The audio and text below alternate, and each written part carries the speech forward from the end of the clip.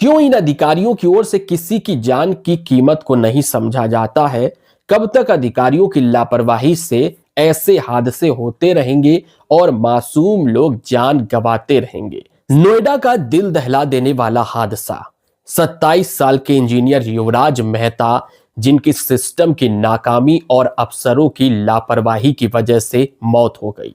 एक 27 साल का इंजीनियर पुलिस रेस्क्यू टीम को चिल्ला चिल्ला कर बुलाता रहा, मोबाइल फोन की टॉर्च जलाकर बताता रहा कि कोई तो मदद करो।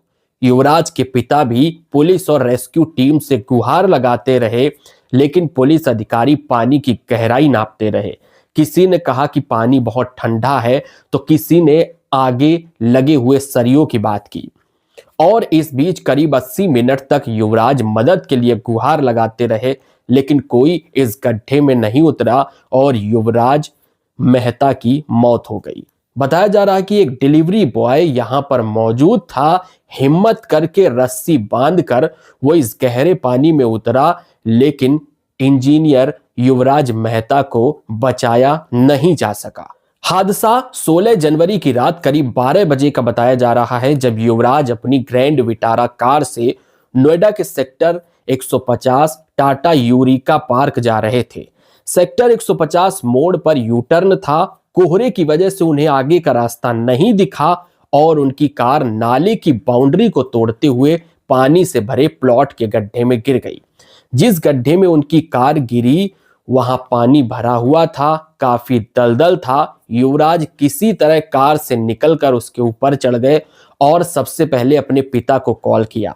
पिता ने डायल 112 पर कॉल किया। कुछ ही मिनट में पिता वहां पहुंचे। करीब 30 मिनट बाद पुलिस और दमकल विभाग की टीमें भी यहां पर पहुंची। युवराज मोबाइल फोन की टॉर्च जलाकर पुलिस और रेस्क्यू टीम को इशारा करते रहे, लेकिन यहां पर कोहरा बहुत था। पिता को आवाज लगाते रहे, लेकिन उससे बचाने के लिए कोई नहीं उतरा। घने कोहरे की वजह से युवराज नजर नहीं आ रहे थे, लेकिन उनकी आवाज सुनाई दे रही थी। एक डिलीवरी बॉय ने हिम्मत भी की। ये डिलीवरी बॉय अपनी कमर में रस्सी बांधकर पानी में कूदा भी, लेकिन वो भी युवराज को बचा नहीं पाया। युवराज के पिता की आंखों के सामने उनके बेटे की मौत हो गई, लेकिन सरकारी तंत्र युवराज को नहीं बचा सका। एनडीआरएफ की टीम जब तक पहुंची तब तक युवराज डूब चुके थे। करीब 80 मिनट तक युवराज चिल्लाते रहे कि कोई तो उन्हें बचा ले, कार जल्दी ही डूब जाएगी, लेकिन उनकी मदद कोई नहीं कर पाया। पुलिस भी वहां पर मौजूद थी, रेस्क्यू टीम भी थी, फायर ब्रिगेड की टीम थी, लेकिन ये अधिकारी या कर्मचारी जो भी थे वो अपनी हिम्मत नहीं जुटा पाए कि वो उस पानी में उतरे। ठंड भी बहुत थी और कोहरा भी बहुत था, इसलिए इन कर्मचारियों की ओर से बहाना बनाया जाता रहा।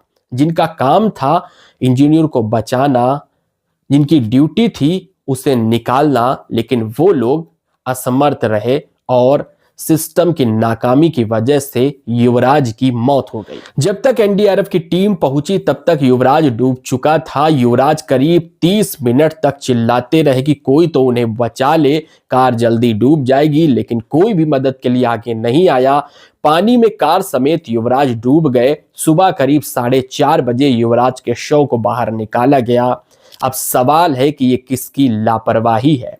बताया जा रहा है कि यहां मॉल के बेसमेंट के लिए 30 फीट का गड्ढा खोदा गया था।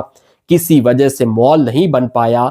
गड्ढे में बगल के नाले से पानी भर गया, जो कि दलदल से भर गया था। बताया जा रहा है यहां पर कोई साइन बोर्ड नहीं लगा था, कोई सेफ्टी के इंतजाम नहीं थे, ना ही रिफ्लेक्टर लगे थे, जिससे घने कोहरे की वजह से युवराज मेहता की कार इस गड्ढे में गिर गई और एक बड़ा हादसा हो गया। चश्मदीद डिलीवरी बॉय का यह कहना है कि युवराज को बचाया जा सकता था। सवाल है कि जिन लोगों का काम उसे बचाना था, जिन लोगों का काम रेस्क्यू करना था, वो ठंड का बहाना बनाते रहे। और हमारे देश में एक बात यह भी है कि जब तक कोई हादसा ना हो तब तक अधिकारी जागते नहीं हैं। अगर मॉल नहीं बना था और यहां पर गड्ढा था तो इसको पहले भी भरा जा सकता था, या फिर कोई बोर्ड लगाकर चेतावनी लिखी जा सकती थी, लेकिन सब भगवान के भरोसे छोड़ दिया गया और इस लापरवाही से एक इंजीनियर की जान चली गई। सवाल ये है कि आखिर कौन इसका जिम्मेदार है, वो जिन्होंने इस गड्ढे को खुला छोड़ दिया था या फिर वो जो युवराज की आवाज सुनते रहे और बहाना बनाते रहे।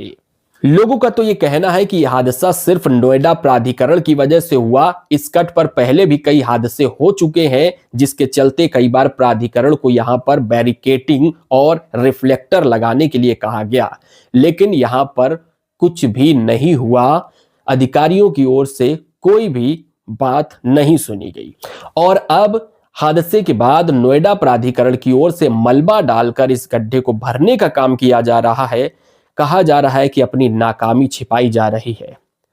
क्यों इन अधिकारियों की ओर से किसी की जान की कीमत को नहीं समझा जाता है? कब तक अधिकारियों की लापरवाही से ऐसे हादसे होते रहेंगे और मासूम लोग जान गंवाते रहेंगे? सवाल बहुत हैं। वीडियो देखने के लिए आपका बहुत बहुत धन्यवाद। जय हिंद, जय भारत।